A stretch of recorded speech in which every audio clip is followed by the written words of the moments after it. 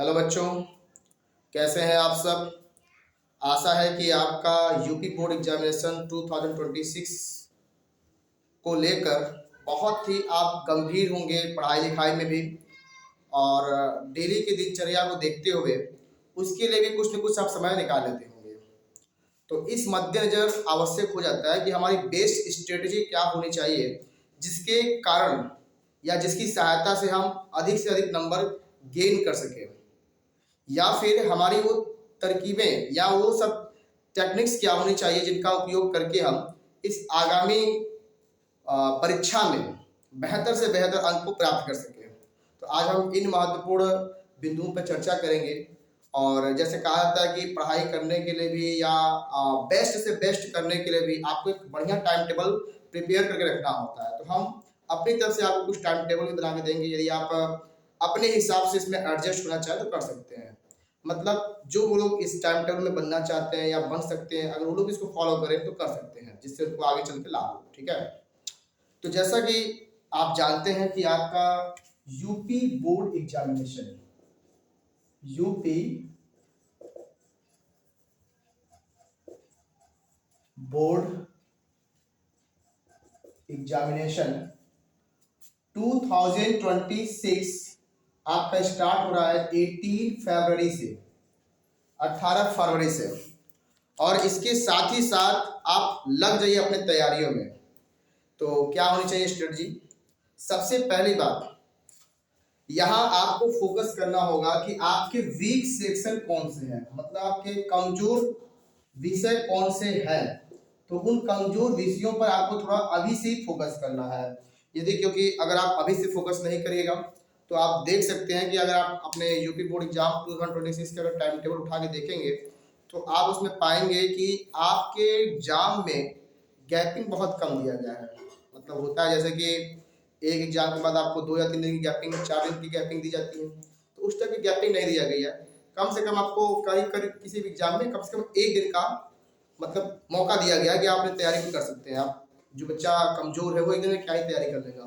तो आज 11 फरवरी है और यहाँ से मात्र 7 दिन बचे हैं, या यूँ कहें केवल 4 दिन बचे हैं, क्योंकि अब समय बीतेगा तो लोग जो होंगे, बच्चे जो होंगे, अभ्यर्थी जो होंगे, वे अपने फर्स्ट सब्जेक्ट जो कि हिंदी का उनका पहला पेपर रहता है उसकी तैयारी में जुट जाएंगे। तो आप समझ सकिए आपके पास समय है ही नहीं बिल्कुल। तो इसके लिए आपको सबसे पहला काम क्या करना होगा कि आप अपने कमजोर विषय पे अभी से ज़्यादा से ज़्यादा ध्यान दीजिए, और उसके साथ साथ उसका एक माइंड मैप बनाइए कि आप पहले किन बिंदुओं को पहले पढ़ेंगे। मतलब यदि आप माइंड मैप तैयार कर रहे होंगे तो आपको नोटिस करना होगा कि आप किन बिंदुओं को सबसे पहले ध्यान देंगे, अर्थात किसको आप पहले पढ़ेंगे। और इसके साथ साथ आप ये देखेंगे कौन से आपके पॉइंट्स या कौन से टॉपिक्स बहुत ज्यादा आपके मतलब स्ट्रॉन्ग है, मतलब मजबूत है, उन पे आप फोकस करेंगे। ठीक है, चलिए, तो ये तो हो गए आपके वीक सब्जेक्ट की, कमजोर विषयों की, जिनकी तैयारी आपने इस दिशा में करनी चाहिए। आइए बात करते हैं कुछ स्ट्रेटजीज पे, तकनीकें हमारी क्या होनी चाहिए। ठीक है,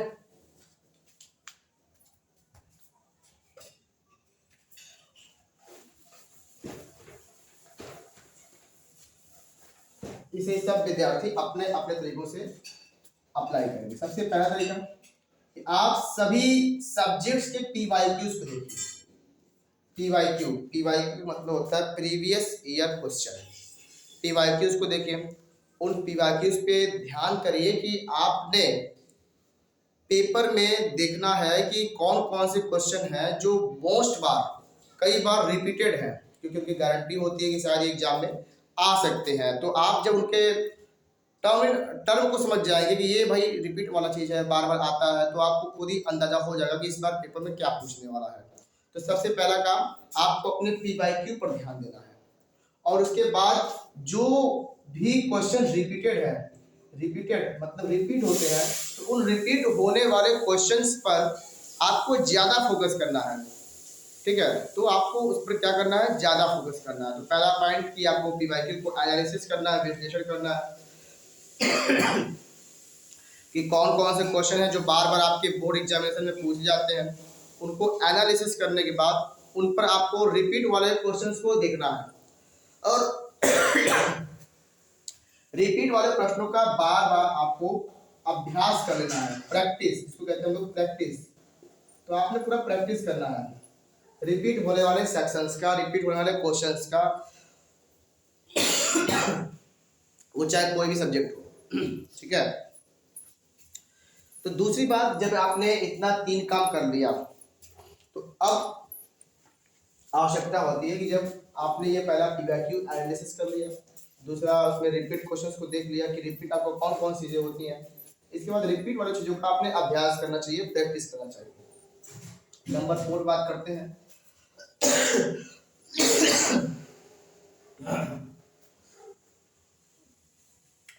बार बार रिवीजन। बात ऐसी है कि बार बार रिवीजन, रिवीजन का मतलब होता है कि बार बार उसको दोहराव करना। दोहराव बहुत जरूरी होता है किसी भी क्षेत्र में। यदि आप किसी भी चीज को आप दोहरा नहीं रहे हैं तो आप समझ सकते हैं कि आप उसको भूलने के कगार पे हैं। तो आपको उन पे ध्यान देना पड़ेगा, उनसे आपको दोहराना पड़ेगा। तो दोहराना बहुत जरूरी होता है। ठीक है। आइए, अब ये सब चीजें आपको हो गए। ठीक है। काफी लंबे दिनों से हमारी वीडियोस नहीं बन पा रही थी क्योंकि हमें कुछ टाइम नहीं मिल पाता, लेकिन अब से मैं थोड़ा टाइम निकालूंगा, आपसे टाइम निकाल करके आपको daily per day 1 video complete करूंगा। ठीक है। आपको डेली रात के 9 बजे तक के अंडर में या 9:30 बजे तक के अंडर में कम्युनिटी पोस्ट में क्लास 10 के लिए कम से कम कोई ना कोई MCQ डेली 3, 4 या 5 भेज दिए जाएंगे, जिससे आपकी उसमें प्रैक्टिस भी हो सके। और दूसरी बात आती है कि अगर आपके पास कोई क्वेश्चन बैंक है, देखिए क्वेश्चन बैंक,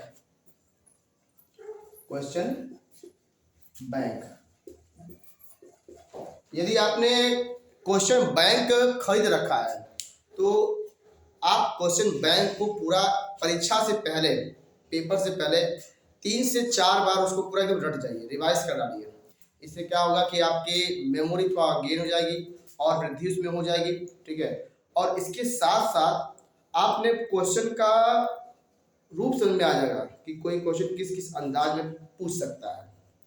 यदि आप अपने आप को असक्षम पाते हैं कि नहीं सर मुझे तो समझ में आता ही नहीं है कि हमें किन क्वेश्चंस को तैयार करना चाहिए, किन क्वेश्चंस को तैयार नहीं करना चाहिए, तो इसके लिए भी आपको कल से डेली शाम को 6:30 बजे मैं वीडियोस को बनाऊंगा और करीब करीब ये 8:30 9 बजे तक मारुति क्लासेस के यूट्यूब चैनल पर अपलोड कर दिया जाएगा, जिसमें मैं आपको बताऊंगा कि हर एक सब्जेक्ट वाइज में कौन कौन से टॉपिक्स हैं या कौन कौन से क्वेश्चंस हैं जिन्हें आपको बहुत ध्यान देना चाहिए और ये बोर्ड के फेवरेट होते हैं, तो इन्हें मैं बताऊंगा। तो उसको भी आप देख सकते हैं।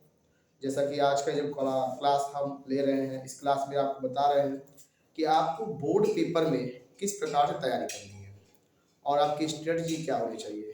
यदि आप एक कमज़ोर विद्यार्थी हैं तो आप उसको कैसे और बढ़ा सकते हैं और स्ट्रांग हो सकते हैं, तो हम आज आपको बताने के लिए प्रस्तुत हुए हैं। बेटा देखा जाए अगर तो आपके पास बोर्ड एग्जाम में टाइम बहुत कम है और आज 11 फरवरी है, मैंने पहले बता चुका है, और इसलिए अभी से आपको जुटना होगा। एक एक चीज को, छोटे छोटे चीजों को लिखने का तरीका आपने मालूम होना चाहिए कि कैसे हम किसी क्वेश्चन का आंसर लिखेंगे। ठीक है। और इसके साथ ही साथ आपकी हैंड राइटिंग इम्प्रूव होनी चाहिए, हैंड राइटिंग सुंदर होनी चाहिए। और आप जो, अगर आप हिंदी का पेपर दे रहे हैं तो आपकी हैंड राइटिंग सुंदर होनी चाहिए, चाहे किसी भी विषय को दे रहे हैं। और इसके साथ साथ आपकी मात्रागत अशुद्धियां भी हिंदी के पेपर में ध्यान रखनी चाहिए कि कम से कम हो।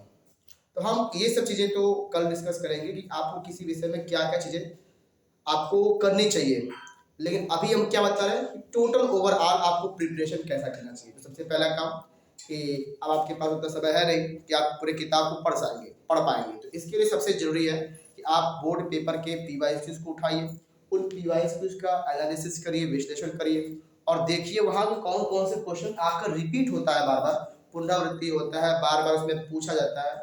फिर रिपीट होने वाले क्वेश्चंस को ध्यान से उस पर अभ्यास करिए, प्रैक्टिस करिए और उसके साथ साथ रिवीजन करना बंद मत करिए, उसको बार बार रिवीजन करिए।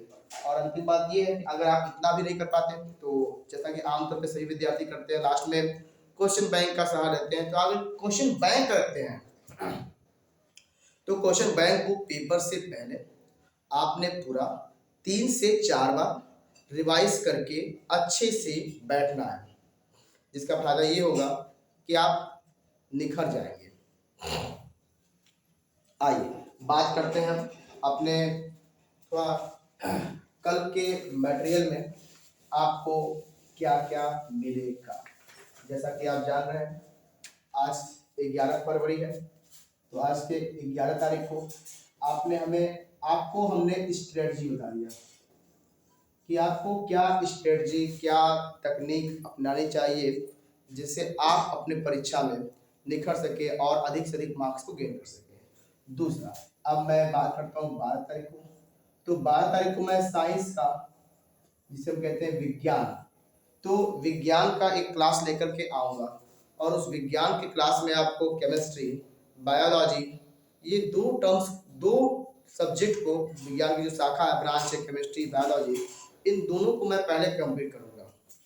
इन दोनों को कंप्लीट करने के बाद फिजिक्स का एक अलग क्लास दूंगा, जिसमें मैं आपको मोस्ट ट्रस्टेड टॉपिक जो इस बार बोर्ड एग्जाम में पूछे जा सकते हैं उन सबको क्वेश्चंस को बताऊंगा और कुछ उसका आंसर लिखने का तरीका बताऊंगा कि कैसे आपको आंसर्स लिखने चाहिए। ठीक है। और इसके साथ ही साथ अगर और देखा जाए तो ये साइंस की बात हो गई। साइंस के बाद हम बात करते हैं 13 तारीख की। तो 13 तारीख का अगर बात करें, बात कर थोड़ा स्लो चल रहा है। 13 तारीख की अगर बात करें तो ये 13 तारीख को हम आएंगे हिंदी पर, जो कि आपका पहला विषय है हिंदी, जो कि आपका पहला विषय है हिंदी। तो हिंदी में मैं आपको बताऊंगा कि आपको कौन कौन सी ऐसी चीज़ें हैं जो हिंदी के पेपर में ध्यान रखनी चाहिए और इसके साथ ही साथ आपने किन टॉपिक्स पे विशेष ध्यान रखना चाहिए। और ये भी बताऊंगा किस पार्ट से आपको कितना पढ़ना है, क्या पढ़ना है। और जीवन परिचय हुआ, फिर आपका पूरा हिंदी गद्य का साहित्य का इतिहास हुआ, हिंदी गद्य के हिंदी पद्य के साहित्य का इतिहास हुआ। फिर वहाँ हिंदी व्याकरण के पोर्शन में जाइए, रस छंद अलंकार वगैरह में देखिएगा, संधि समास देखिएगा। तो अनेक चीज़ें हैं जिसको हम इस 13 तारीख की क्लास में डिस्कस करेंगे। इसके बाद हम बढ़ेंगे 14 तारीख पे, 14 तारीख पे बात करेंगे हम यहाँ पे इंग्लिश की, कि इंग्लिश में क्या आपकी तैयारी वगैरह होनी चाहिए। तो इंग्लिश की बात करेंगे 14। अब इंग्लिश में हम भी ये एनालिसिस करेंगे पहले तो पेपर का, कि पेपर में किस टाइप के क्वेश्चन वगैरह पूछे जाते हैं। तो इसके बाद जब इसमें हम लोग पूरी चीज़ें देख लेंगे तो फिर हम लोग एंट्री करेंगे 15 तारीख पे, 15 तारीख पे। यहाँ बात करेंगे हम लोग सामाजिक विषय का, सामाजिक विज्ञान का, जिसमें ज़्यादातर बच्चों को दिक्कत होता है कि हम कैसे हिस्ट्री में आंसर राइट करेंगे, हिस्ट्री मुझे याद होता ही नहीं है, तो उन सब बातों को तैयार करेंगे। फिर हम बात करेंगे 16 तारीख की। 16 तारीख में अगर आपने कोई ऑप्शनल सब्जेक्ट ले रखा है, ऑप्शन मतलब होता है वैकल्पिक। वैकल्पिक में हम बात करेंगे सिर्फ और सिर्फ वाणिज्य के लिए, कॉमर्स के लिए, क्योंकि आमतौर पे जो लोग कला लेते हैं उन लोग को ज़्यादा मतलब हार्ड नहीं रहता है। तो हम यहाँ बात करेंगे सिर्फ और सिर्फ वाणिज्य के लिए, कॉमर्स के लिए, कि किन टॉपिक्स में, किन चैप्टर्स में आपको कितना तैयार करना है, कितना तैयार नहीं करना है। तो हम बात करेंगे वाणिज्य पे। इसके बाद आता है 17 तारीख। क्या देख लें एक बार कि आपका कुछ और विषय छूट रहा है या नहीं। हिंदी हो गया, साइंस भी हो गया, इंग्लिश भी हो गया, सामाजिक विज्ञान भी हो गया, फिर ऑप्शनल वाणिज्य भी हो गया। चलिए मैथ की बारी आती है। मैथ में तो भाई आपको पूरा का पूरा तैयार करना ही है। क्वेश्चंस का मैथ में जितना अधिक प्रैक्टिस आप करिएगा उतना आप तैयार कर लेंगे। मैं आपको बस मैथ को छोड़ के बाकी सब चीज़ें बता रहा हूँ, क्योंकि मैथ जो है कितना ही बता दीजिएगा तो उसमें कोई मतलब पुनरावृत्ति नहीं है कि क्या क्वेश्चन पूछ देगा। आपने उसे फार्मूले याद होना चाहिए, आपने उसे हर क्वेश्चन को पकड़ने का ढंग होना चाहिए। तो मैथ को छोड़ देते हैं। फिर हम बात करेंगे 17 तारीख को। 17 तारीख को फिर मैं हिंदी का करीब 1-1.5 घंटे का वीडियो लेकर के आऊँगा, मैराथन जिसको कह सकते हैं आप। पूरी हिंदी को एक बार में खलास करेंगे हम लोग, ठीक है। फिर 18 तारीख को जब आप पेपर दे के आएंगे तो 18 तारीख को फिर जो भी नेक्स्ट एग्ज़ाम होगा उसकी थोड़ी तैयारी करेंगे, ठीक है। तो आपको ये सब पॉइंट्स को ध्यान रखना है, ठीक। आइए थोड़ा चर्चा करते हैं मारुति क्लासेस के बारे में। यहाँ आपको मिलता है 1 एजुकेटर ऑल सब्जेक्ट, मतलब एक ही शिक्षक और सारे विषय। और इसके साथ साथ हमारी विशेषताएं अगर देखा जाए तो हम बिलीव करते हैं इस बार के कि अच्छे से अच्छे परसेंटेज आए, 90% बच्चों का अधिक से अधिक परसेंटेज आना चाहिए, उसके ऊपर भी आए तो कोई तकलीफ नहीं, मगर आम तौर पे मोटे मोटे देखा जाए तो 90% सबको लाना अनिवार्य है। ये हमारा एम है। हालांकि भी नई शुरुआत है, नई चैनल है, समय नहीं मिल पाया काफ़ी दिनों से, वरना कंटेंट तो भर भर के देते। अब अंतिम पड़ाव चल रहा है, जिस कारण से हम बस शुरू कर सकते हैं रिवीजन पर कि आपको क्या करना चाहिए, आपको क्या नहीं करना चाहिए। तो हम बात कर रहे हैं उन सब चीज़ों का, तो आपने उसे पूरा नोट डाउन करना है। आइए बातों को समरी करते हैं और क्लास को एंड करते हैं। स्ट्रेटजी में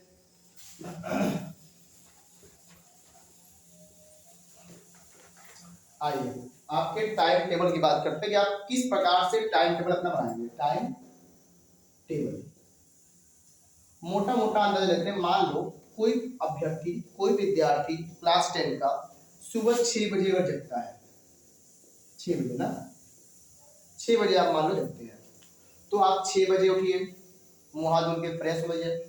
फ्रेश होने के बाद कम से कम आप 7 बजे पढ़ने बैठ जाइए। 7 बजे से लेकर के 9 बजे तक आप अपने किसी एक विषय को तैयार करें। सपोज दैट हम हिंदी को तैयार करते हैं, हिंदी, मान लिया आपने हिंदी को तैयार कर लिया, क्योंकि अक्सर स्कूलें बंद चल रही होंगी। अगर आप मान लो हो सकता है स्कूल ना भी जा रहे हो, तो 7 से 9 आपने हिंदी तैयार कर लिया। दूसरा पॉइंट, 7 से 9 जब आपने हिंदी तैयार कर लिया, तो उसके बाद आप 1 घंटे रेस्ट कर लीजिए, जिसमें आप नहाना धोना कर लीजिए। करीब करीब 10:30 बजे से 10:30 से आप फिर पढ़ने बैठ जाइए। करीब करीब वहाँ पे आपने पूरे 12:30 बजे तक पढ़ाई करना है, 12:30 बजे तक। अब यही कुछ लोग बच्चे होंगे कह सकते हैं नहीं सर, हमको तो भगवान ने भेजा है कि पढ़ाई करने के लिए, हमारे पास और कोई काम तो है नहीं। नहीं बेटा, ऐसी बात नहीं है, काम सबको है, लेकिन अब आपके पास समय कम है। तो आप देखिए कि आप कम से कम समय को बर्बाद करिए। अन्य काम छूटते हैं, थोड़ा बहुत तो छूट जाए, कोई बात नहीं, अभी हमारी परीक्षा आ रहे हैं, हम इसकी तैयारी पूरा कर लेंगे, उसके बाद जाएंगे। हाँ, लेकिन सबकी सिचुएशन एक जैसी होती नहीं है। तो अगर आपकी सिचुएशन ठीक नहीं है, तो फिर आप अपने टाइम को अपने अकॉर्डिंग कर लीजिए, टाइम टेबल प्रिपेयर कर लीजिए। हम बात कर रहे हैं यहाँ पे ऐसे विद्यार्थियों की जो नहीं काम करते कुछ भी, सिर्फ उन्हें पढ़ना है, रहना है, खाना है, पीना, ये काम करना है। तो हम उनके लिए एक टाइम टेबल बना के दे रहे हैं। फिर 10:30 से 12:30 तक आपको हर हाल में पढ़ना ही पढ़ना है, जिसमें आप मान लेते हैं इंग्लिश की तैयारी कर लेते हैं। मान लेते हैं कि आप इंग्लिश पूरा प्रिपेयर कर लेते हैं। 12:30 से 1:30 1:30 बजे तक मतलब आप खेल कूद लीजिए, जो करना है कर लीजिए, या धूप पानी लेना है उसको ले लीजिए। उसके बाद 1:30 बजे से फिर आप पढ़ने फिर बैठ जाइए, और इसके साथ ही साथ आपका फुल कंसंट्रेशन होना चाहिए कि हम क्या करेंगे क्या नहीं करेंगे। आपको मैं बता सकता है, पहला पॉइंट आपको PYQ देखना है। PYQ के बाद आपको जो है उसमें रिपीट क्वेश्चन का मतलब नोट बनाना है कि कौन कौन से क्वेश्चन रिपीट होते हैं, बार बार रिपीट होते हैं। तीसरा, उसमें प्रैक्टिस करना है। चौथा, उसमें रिवीजन नहीं छोड़ना है। पांचवा, यदि आपके पास क्वेश्चन बैंक है तो क्वेश्चन बैंक को बार बार तैयार करना है। ठीक है, आगे आते हैं। मान लेते हैं आप अब पढ़ना शुरू करते हैं 1:30 से, मतलब 1:30 बजे से। तो आप 1:30 बजे से आप बैठ जाइए साइंस को लेकर के, और करीब करीब इसको 3 बजे तक पढ़ाई करिए साइंस। ठीक है, साइंस इसमें जो ज्ञान मिला उसमें आप खा पी लीजिए, भोजन पानी कर लीजिए, और इसके बाद आप साइंस को लेकर बैठ जाइए। साइंस में भी फिजिक्स, केमिस्ट्री, बायोलॉजी, इन्हों को देखना होगा, भौतिक विज्ञान, रसायन विज्ञान और जीव विज्ञान। जब ये हो जाए तो इसके बाद आप 3 बजे से लेकर के 4:30 तक भी अगर खेलना कूदना चाहें तो आप खेल सकते हैं, कूद सकते हैं, अपने मित्रों के साथ एंजॉय कर सकते हैं, या वगैरह वगैरह जो भी काम आपको करने होंगे आप कर सकते हैं। आइए आगे बढ़ते हैं। फिर आप बैठे पढ़ने के लिए करीब करीब 5 बजे से। 5 बजे से लेकर के आप 6:30 बजे तक कुछ समय आप सोशल साइंस को दीजिए, सामाजिक विज्ञान को दे दीजिए। फिर 6:30 के बाद आप आधे घंटे पुनः रेस्ट लें। 7 बजे से आप 8:30 बजे तक अपना गणित को तैयारी कर लीजिए, गणित। फिर 8:30 से आधे घंटा रेस्ट, 9 से 10 तक अपना जो ऑप्शनल विषय लिए हुए हैं उस ऑप्शनल विषय की तैयारी कर लीजिए, ठीक है। तो ये मेरे अकॉर्डिंग है। यदि आप चाहते नहीं सर इसमें हमको सुधार करना चाहते या फिर आपने बताया जो गलत बताया तो फिर आप अपने हिसाब से संशोधन कर सकते हैं। तो ये सब चीज़ें आपको तैयारी करनी है, ठीक है। आशा है कि आप इन सब चीज़ों को तैयार करेंगे और फोकस करेंगे कि हम इन सब चीज़ों को फॉलो करें, अपने रूटीन में लेकर के आए। देखो टॉपर लोग भी होते हैं तो उनका अपना एक रूटीन होता है, पढ़ने का, लिखने का, हर एक काम करने का। ऐसा नहीं कि वो लोग काम नहीं करते, वो लोग भी काम करते हैं, लेकिन अपने पढ़ाई को करने के बाद। तो इस सब चीज़ों पे आपको ध्यान देना है, नोटिस करना है और फोकस करना है, ठीक है। तो अधिक से अधिक आपको पढ़ाई में जुट जाइए, समय बहुत कम है जैसा कि बताया जा चुका है। और आप चाहते हैं बोर्ड एग्जाम में तो बिल्कुल हम आपके साथ हैं और अपनी तैयारी को करते रहिए। जहाँ कोई भी डाउट सेशन हो, डाउट वगैरह हो, आपको डाउट सेशन लगाएंगे, चाहे फिर आपने कमेंट करना हो कमेंट करिएगा, जैसा भी हो आप हमें बताएं। और बताएंगे तो हम जान पाएंगे कि आपकी कमजोर कहाँ पे है, कमजोरी कहाँ पे है, क्या आप चाहते हैं, क्या आप नहीं चाहते हैं, या आप कोई पर्टिकुलर विषय को और तैयार करें तो उसके लिए स्पेशल क्लास लेंगे। हालांकि अभी समय कम मिला है तो हम अभी रिवीजन पे फोकस करेंगे, मोस्ट इम्पॉर्टेंट क्वेश्चन पे फोकस करेंगे, जिससे आप अधिक से अधिक क्वेश्चंस को गेन कर सके, आंसर को गेन कर सके और इसके साथ परसेंटेज को बहुत अधिक हाई लेवल तक लग जाए, जो लक्ष्य में रखा है 90% उसको गेन कर सके, ठीक है। तो थैंक यू बच्चों आज के लिए, और आप लोग अधिक से अधिक तैयारी करिए, जी जान लगा के पढ़ाई करिए। और कुछ लोग कहते हैं कि नहीं पढ़ाई करते करते मन उब जाता है, हमें कुछ मोटिवेशन होना चाहिए, ठीक है। तो अगर आपके मोटिवेशन की बात की जाए तो मोटिवेशन की कहानी या मोटिवेशन की लाइन शुरू होती है सबसे पहले आपके पेरेंट्स से। आपके पेरेंट्स भले से पढ़े लिखे हों चाहे ना हो, लेकिन आपको पढ़ा रहे हैं, आपको आगे बढ़ा रहे हैं, आपको बहुत मेहनत करना है उनका नाम रोशन करने के। सबसे बड़ा अगर मोटिवेशन देखा जाए तो आपके पेरेंट्स हैं, ठीक है। चलिए इसी के साथ थैंक यू बच्चों, वेलकम।